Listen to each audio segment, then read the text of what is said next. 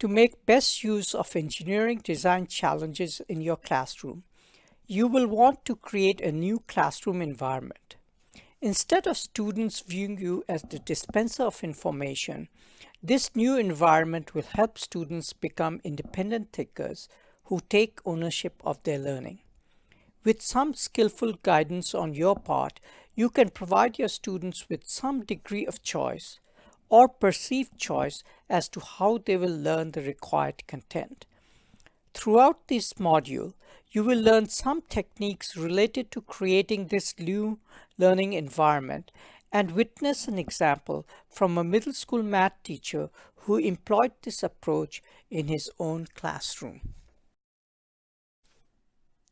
Upon completion of this module, you will be able to describe how to introduce the engineering design challenge to your classroom in a way that maximizes student engagement.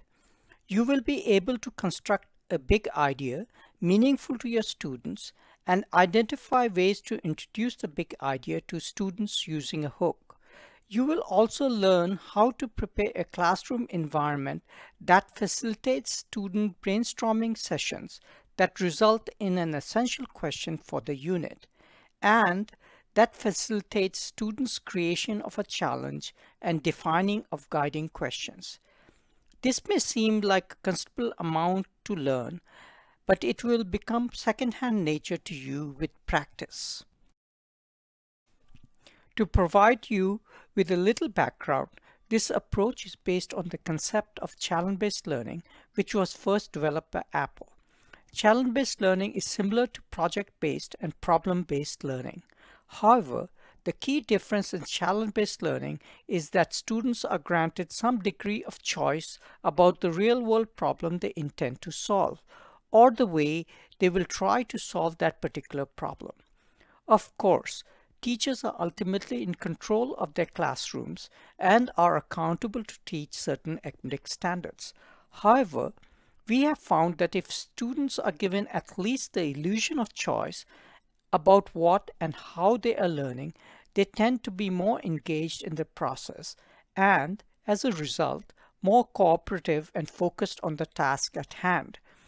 Thus, this approach will show you how to artfully guide your students to choose an engineering design challenge very similar to the one you already developed in advance for them.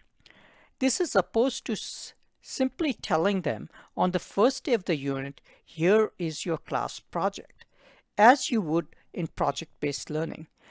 You will see an example of how this was accomplished in one teacher's classroom in this module. When students are given choices in the classroom, or at least the illusion of choices, it takes more instructional time. However, the research suggests that this is well worth the time spent as students' interest and engagement spikes when given a sense of control. You can check out the article by Kevin Perks that discusses how to craft effective choices to motivate students. Students also gain a sense of competence and purpose when given choices in the classroom. If you are skeptical of the research, please consider trying this approach once in your classroom and see for yourself the difference it makes. In addition to motivating and engaging students using engineering design challenges in your classroom, you will help your students acquire needed 21st century skills and promote problem solving and critical thinking skills. In other words, you will be addressing the high-level skills on Bloom's taxonomy, such as application, analysis, synthesis, and evaluation. Not only will students need to apply the knowledge to solve an open-ended real-world problem, but they will need to work collaboratively in teams and refine or modify their first attempt at a solution if it doesn't work or is not optimal. They will also learn to present the solution to their peers and explain or defend why they choose one solution as opposed to others. These are high-level skills, and more importantly, skills they will need to be successful in the real world. An article referenced on this slide highlights ways challenge-based learning improves college and career readiness. Please feel free to check out the provided link if you'd like more information.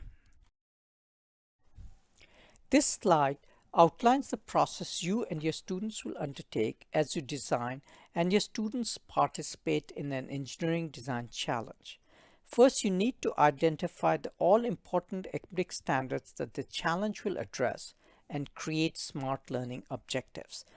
The more the design challenge will empower the students to apply content standards to a real-world situation, the better.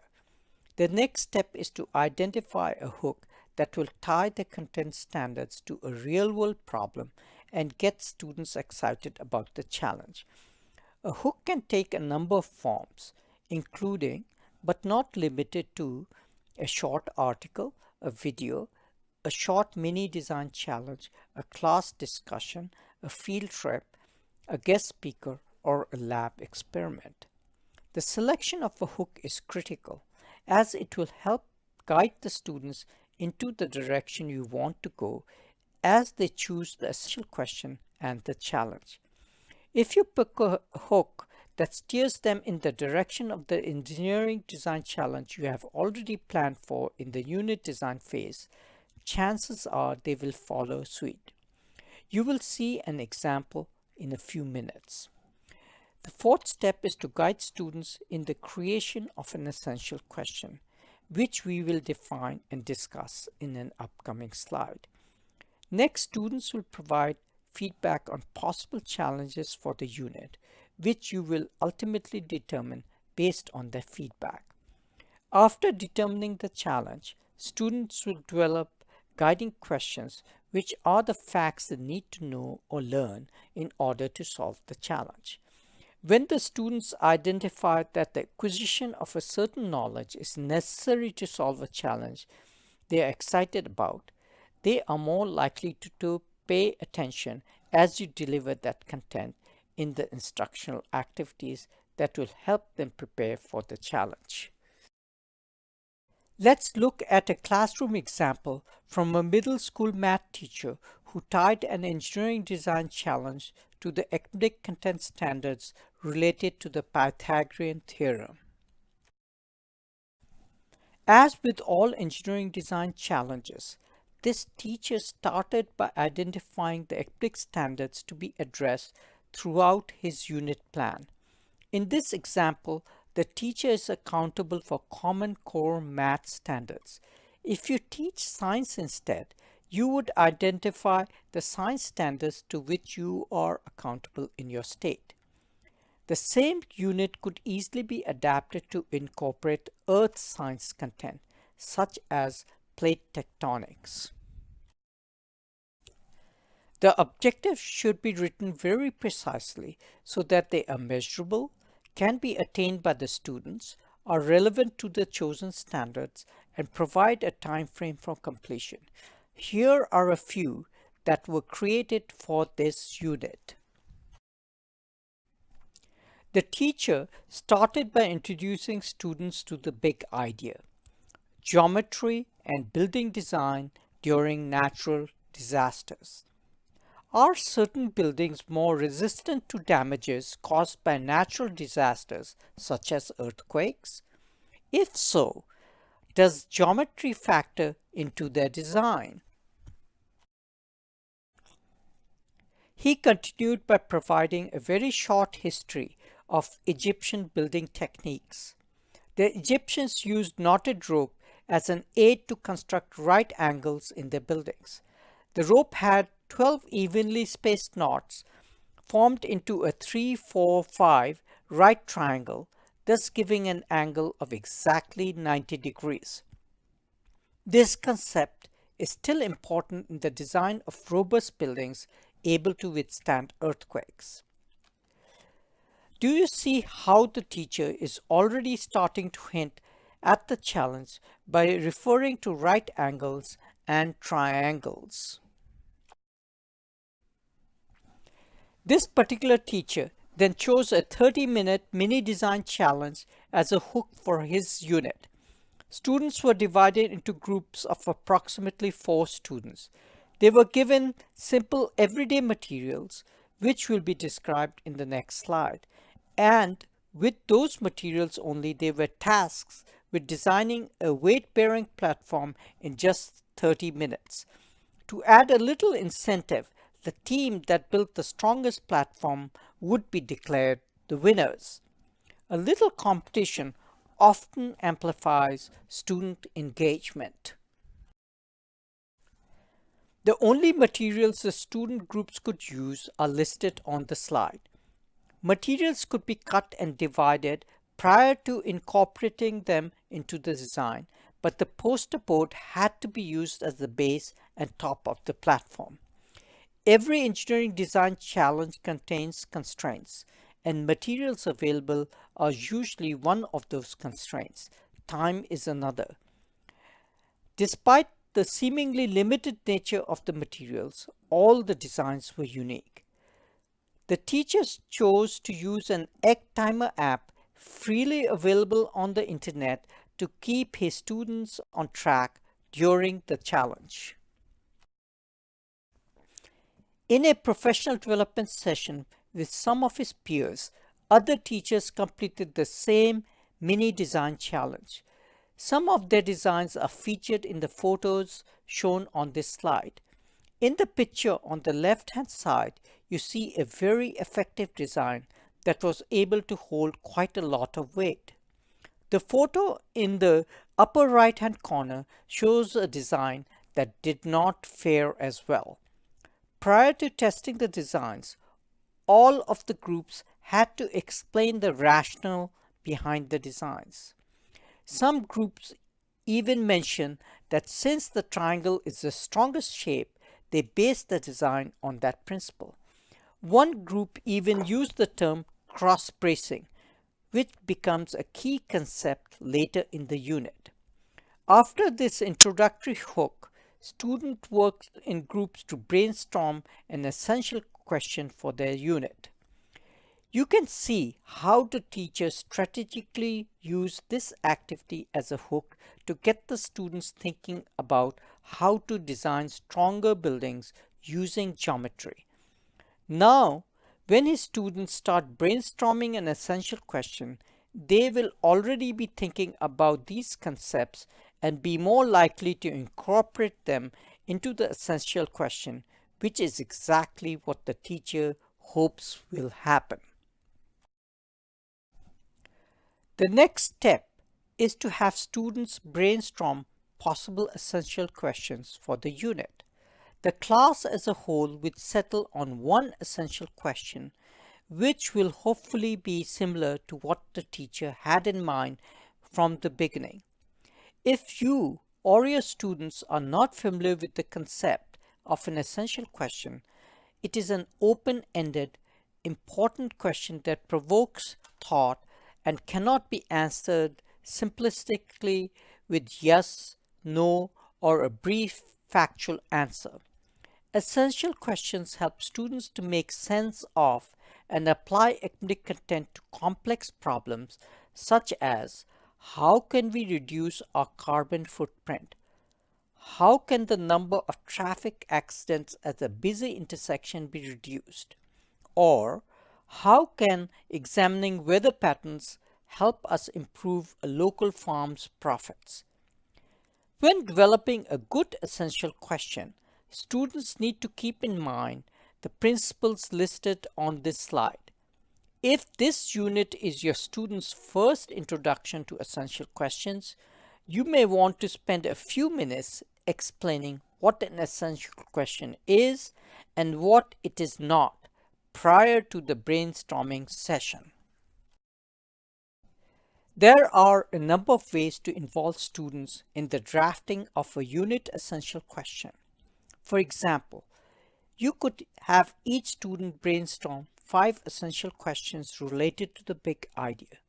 Then students could share those questions in small groups for a short predetermined amount of time, and then each small group could submit their best ideas for an essential question to a Google Doc. This is a great activity to conduct with students. The teacher could then take those ideas and consolidate them into one essential question for the class. This could be done as the class watches and the teacher finesses the ideas into an essential question close to what he or she anticipated when the unit was designed.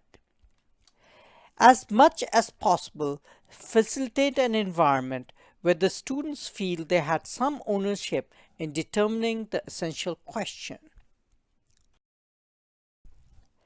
Next, the teacher and students will settle on the challenge. Again, in the unit development process, you as a teacher, you will already have prepared for a specific challenge. Now you will need to skillfully get your students on board. Once the essential question is generated, it is important to seek student input on possible engineering design challenges based on the essential question.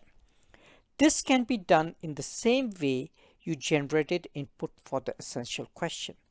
Have students brainstorm ideas individually. Have groups discuss and post the best ideas. For a final decision on the class challenge, it may be problematic to finesse the student ideas in class and announce the challenge on spot. Other teachers have found it easier to collect student input and promise that you will review all the challenge ideas that evening and announce the challenge the next day. You may want to add the caveat that you will need to take into consideration input from your other classes, the materials available at the school, the curriculum content that needs to be covered, or the time it will take to complete certain challenges. This allows you the flexibility to announce the very challenge you have already planned to implement. If it is possible to make changes to your challenge to reflect student feedback without disrupting your unit plan, that is ideal. For example, one middle school science teacher planned to cover the topic of modern cell theory through an engineering design challenge focused on the design of a recipe for yeast bread.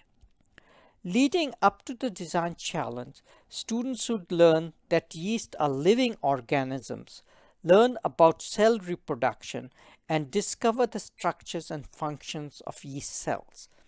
However, instead of designing a recipe for the bread, the students wanted to design a recipe for yeast pretzels that would be superior to those sold at a local pretzel shop.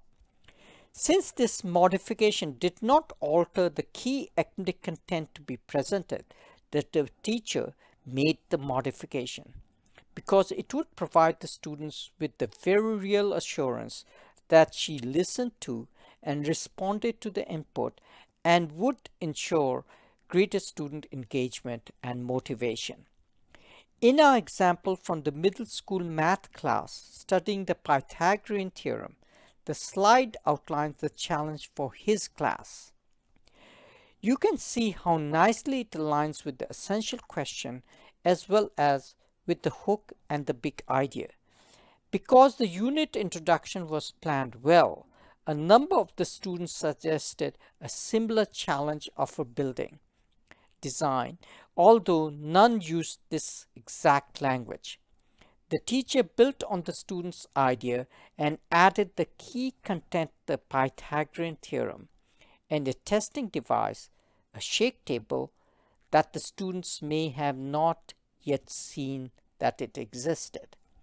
Yet, because some students had the idea for designing an earthquake-resistant building, they felt heard and were more motivated to work hard throughout the unit without even realizing that the teacher had strategically guided their thinking in this direction. As you'll note from the diagram, the first step in the process is to identify and define the problem, which you'll do with your students when you brainstorm the challenge. The next step is to prior to gathering information, you will ask the students with identifying what questions they will need to have answered in order to solve the challenge. It is recommended to brainstorm these in small groups or as a class. You might lead or prompt the students to think of guiding questions if they are stuck. As an alternative method, for younger students or students who are going through this process for the first time, you might provide a few guiding questions which lead students to think of others. You can use technology such as Google Docs or today's Meet to capture possible student-generated guiding questions. You may have to consolidate duplicate questions or reduce the total questions to make the gathering information phase a manageable task. Here are sample guiding questions for the engineering design challenge in the example we have been discussing. Some were developed by students, others were suggested by the teacher. Note how guiding questions are different from a unit's essential question. An essential question is much more broad and open-ended, while the guiding questions are much more specific. Answers to guiding questions could be factual answers or a simple yes or no. At least some of the guiding questions will be related to the academic content standards taught in the unit. Others might be specific to the engineering challenge. Before we move on, let's review the differences between essential and guiding questions. Teachers often get these confused and at times use the terms incorrectly with their students. To become more familiar with these terms, think of an essential question as the critical question that defines your unit. Note the characteristics of an essential question in the left-hand column. The essential question is open-ended and broad and may require judgment. It drives the challenge and you have to settle on one essential question for each unit. On the contrary, guiding questions have absolute specific answers that are factual. There are many questions that your students will do research on prior to working on the challenge. You might take a moment to review the attributes of each question type before moving on.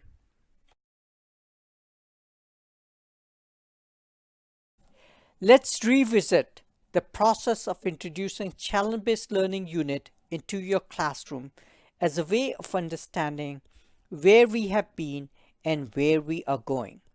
Since we just talked about guiding question, that puts us at step 6 and getting ready for step 7. Step 7 in this case indicates that there are some instructional activities to prepare for the challenge. In reality, there may be other activities or scaffolding that you will need to provide your students so that they understand enough of math or science concepts the challenge will require them to understand. For example, if they need to draw a graph, they need to know how to do graphing. If they need to measure distances accurately, you will have to show them how to use a ruler. Therefore, it's appropriate anywhere in your unit to inject the teaching of content to help your students become independent. We'll stop here and let you catch your breath. We will continue to reinforce the concepts discussed in this model in future course activities. You may find some of this course repetitive, but we've done that to make sure none of the concepts escape you. Much of the content of this video can be attributed to Jake O'Mice, a middle school math teacher from Goshen Middle School in Goshen, Ohio. Rob Rappaport, a resource team member from the University of Cincinnati SEAMS program, also contributed to the content. Thanks to both for the excellent work.